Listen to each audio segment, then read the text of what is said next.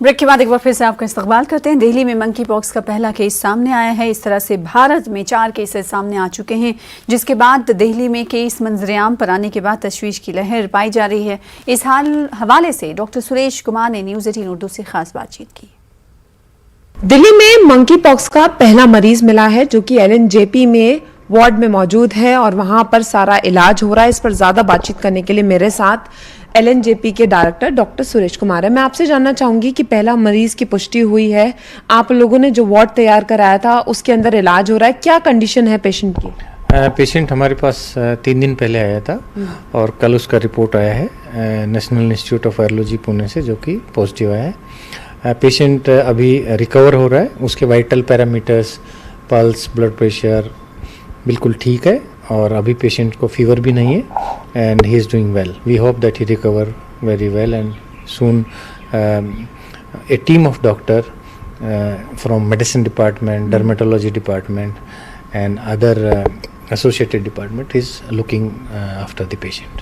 जो पहले केसेस आए थे, केरल के केसेस आए थे, उसमें हमें पता था कि ट्रेस जो है करने के लिए वो UAE से आया था, लेकिन पेशेंट की कोई विजिटिंग हिस्ट्री नहीं है, बाहर विदेश नहीं गए, तो क्या लग रहा है इसको कैसे ट्रेस कर पाएंगे कि इंडिया में ही कहाँ से ये हुआ?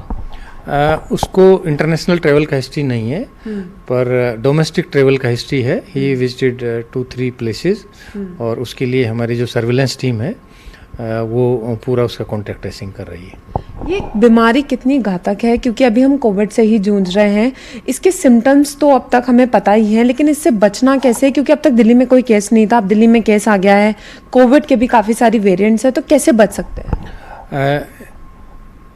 पूरे विश्व में आप देखेंगे तो 16,000 से ज़्यादा मामले मंकी पॉक्स के आए हैं और 70 के लगभग अभी डेथ हुई हैं ऑल ओवर वर्ल्ड। तो डेथ के हिसाब से देखें तो 1% से भी कम डेथ्स हैं और कॉम्प्लिकेशन उन्हीं लोगों में ज़्यादा है जो कि इम्यूनो कम्प्रोमाइज्ड हैं, MSM पॉपुलेशन है, हाई रिस्क बिहेवियर है, हाई रिस्क सेक्सुअल बिहेवियर जिनका है।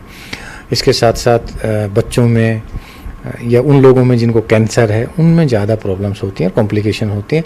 ज़्यादातर पेशेंट्स स्वतः ही सेल्फ लिमिटिंग इलनेस है, 2 से 3 हफ्ते में रिकवरी हो जाती है। ज़्यादातर पेशेंट्स को जो स्किन में प्रॉब्लम्स होती हैं उसमें उनको ब्लिस्टर्स होते हैं, वेसिकुलोपस्चुलर लीजन्स होते हैं और उनको कई बार यदि स्किन में पस हो जाता है तो उसकी वजह से उनको ब्लड में भी इन्फेक्शन हो सकता है और वायरल निमोनिया भी हो सकता है। तो हमने देखा कि ये जो पेशेंट्स हमारे पास अभी आ रहे हैं, जो केरला से भी आए हैं और हमारे पास एक पेशेंट है, ये रिकवर हो रहे हैं। अच्छा, जैसे पेशेंट्स को पहले फीवर होता है तो कैसे उन्हें समझना है, क्योंकि अभी कोविड से भी जूझ रहे हैं तो लोग भी बहुत परेशान हैं कि कैसे बीमारी को डायग्नोस करें, तो उसके लिए कैसे समझना हो? देखिए, कोविड का जो वायरस है वो RNA वायरस है, उसमें प्राइमरीली लंग इन्वॉल्वमेंट होता है, सांस की तकलीफ होती है, सांस फूलता है, ऑक्सीजन की मात्रा कम होती है और खांसी होती है, ब्रेथलेसनेस होता है। इसमें ऐसा नहीं है, इसमें जो प्राइमरीली प्रॉब्लम है वो स्किन में है। जो भी पेशेंट होगा मंकी पॉक्स का, उसमें 100% स्किन लीजन्स होंगे, स्किन इन्वॉल्वमेंट होगा, फीवर होगा और सांस की तकलीफ नहीं होगी।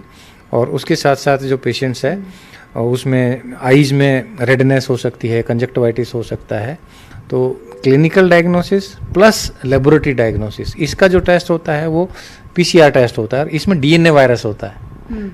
Monkey pox is a DNA virus, it is different, entirely different virus and इसमें जो कॉम्प्लिकेशन है कोविड के मुकाबले में कम होती है। ये कितना जल्दी ट्रांसमिट होता है और इसका म्यूटेशन किस तरीके से, अभी कितना हम लोगों को घबराने की ज़रूरत है? क्योंकि देखिए, तैयारियां तो हो गई हैं, वार्ड भी तैयार है, लेकिन अगर केसेस बढ़ते हैं तो किस तरीके का फिर स्टेप लेना होगा?